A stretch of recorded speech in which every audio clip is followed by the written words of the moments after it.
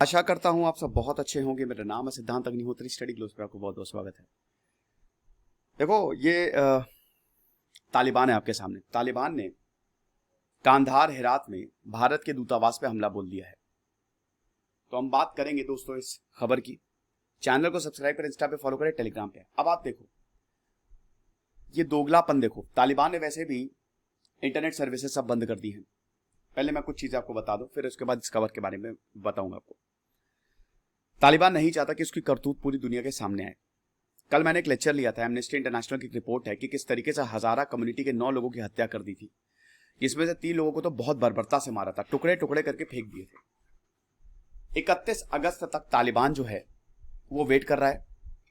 America को बोला कि 31 अगस्त तक आप कर लो, इवैक्यूएट कर लो, उसके बाद फिर हम, ये तो नहीं बोला लेकिन उसके बाद देखिएगा असली चेहरा और सामने आएगा।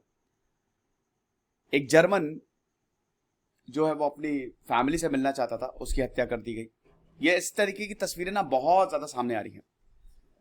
अब आप समझिए कि तालिबान ने भारत से क्या कहा है। तालिबान ने भारत से यह कहा कि आप अपने डिप्लोमेट्स को इवैक्यूएट मत करो काबुल एम्बेसी से। सरकार ने ये मैसेज जो है, कतर में इनका ऑफिस है, 2011 में कतर में ऑफिस इनका एस्टैब्लिश हुआ ताकि डिप्लोमेटिक टॉक्स हो सके। भाई देखो, पहले तो तालिबान किसी से बात करना चाहता नहीं था। तालिबान के अमेरिका किसी से बात करना नहीं चाहता था कि हम तो सीधा मारेंगे। लेकिन बाद में तालिबान को यह एहसास हुआ कि नहीं यार, बातचीत करना बड़ा जरूरी है और हमको सरकार तो बनानी पड़ेगी, ऐसे तो काम चलेगा नहीं। तो 2011 में कतर में ऑफिस खोला गया तालिबान का। तो कतर ऑफिस से ये सूचना भारत को मिली, क्योंकि भारत ने पहले ही बोल दिया था ना। हालांकि भारत ने अपने सारे स्टाफ को बाहर निकाल दिया, लेकिन अभी भी कुछ लोग बचे हुए हैं। ये जो मैसेज था ये अहमद स्टैनिकजाई, अब्बास स्टैनिकजाई, जो कि तालिबान पॉलिटिकल यूनिट के चीफ हैं, वहां से आया था। आपको बता दूं कि अब्बास स्टैनिकजाई का भारतीय कनेक्शन है। इंडिया की मिलिट्री एकेडमी से इन्होंने ट्रेनिंग ली थी, IMA। तो भारत के ही है ये अब्बास स्टैनिकजाई, मतलब भारत से ही ट्रेनिंग ली थी। तो हो सकता है इनको थोड़ा सा लगा हो और उन्होंने बोला कि नहीं नहीं, आप बिल्कुल परेशान मत हो, आप यहां पे एम्बेसी जो है वो बंद मत करो।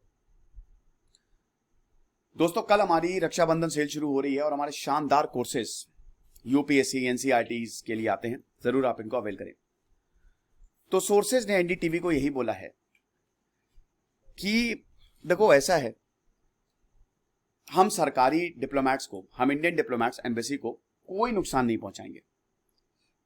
भारत को हमसे डरने की जरूरत है ही नहीं, लश्कर या जैश से। हम उनको क्यों हमला करेंगे? हम नहीं करेंगे। लेकिन फिर भी थ्रेट तो है। तो भारत ने क्या किया? भारत ने अपना इवैक्यूएशन प्रोसेस इसी हफ्ते पूरा कर लिया।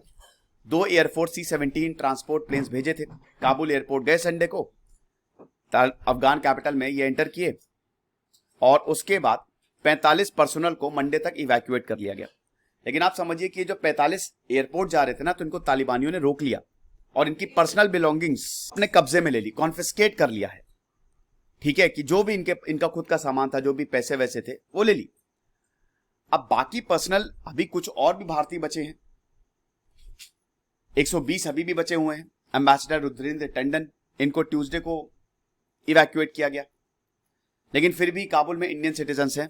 200 से ज्यादा सिख और हिंदू हैं जिन्होंने गुरुद्वारे में रिफ्यूज ली है। अब एस जयशंकर ने तो बोला है कि हम नजर बनाए हुए हैं।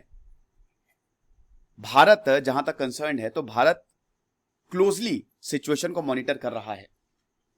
हम देख रहे हैं कि सिचुएशन कैसे बदलती है और हम वहां से ही चीजों को ले जाएंगे। तालिबान के political spokesperson M Naeem ने एक वीडियो स्टेटमेंट रिलीज किया गुरुद्वारे का, कि बोला कि बिल्कुल परेशान होने की जरूरत नहीं है, गुरुद्वारे को हम सेफ्टी दे रहे हैं और सरकार जो है वो इनको वापस लाने के लिए काम कर रही है। अब तालिबान ने अफगानिस्तान को संडे को ही कंट्रोल ले लिया था। समझ लिया खबर अच्छे से? अब सुनो, कल ही तालिबान ने भारत दूतावास पे अटैक कर दिया। हेरात और कांधार, इनफैक्ट जलालाबाद और मजार शरीफ दूतावास पे भी अटैक कर दिया, डिस्पाइट कि उनके पॉलिटिकल लीडर्स ने यह बोला था कि भारतीय दूतावासों पर अटैक नहीं होगा। हालांकि कोई भारतीय वहां पे था नहीं, लेकिन तोड़ के वो अंदर घुसे, गोलियां बरसाई और उसके बाद जो भी इंपॉर्टेंट दस्तावेज थे वो ले गए। तो ये जो तालिबान कह रहा है ना, इसका असली चेहरा तो अब सामने आया है। इसकी बातों पे कोई विश्वास करेगा? इसीलिए इंडियंस, इसीलिए जो मतलब बहुत डरे हुए हैं वहां पे कि भाई जल्द से जल्द हमको निकालो यहां से। जिस तरीके से तालिबान अपनी बातों से मुकर रहा है, पहले वो औरत को सुरक्षा देंगे, औरतों की देखिए क्या हालत है, सब डरी हुई है।